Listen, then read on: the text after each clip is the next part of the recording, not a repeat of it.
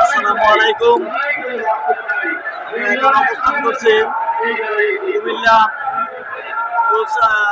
চট্টগ্রামের বিশ্ব হাইওয়ের মাঝামাঝি অবস্থানে আমরা অবস্থান করছি কুমিল্লা দক্ষিণ জেলা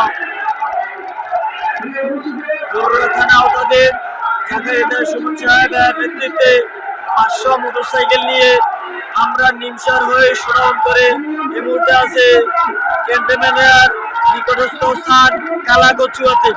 এখানে আমরা প্রায় 2 কিলোমিটার দূরে অবস্থান আছে, নির্দিষ্ট স্থানে পৌঁছে যেতে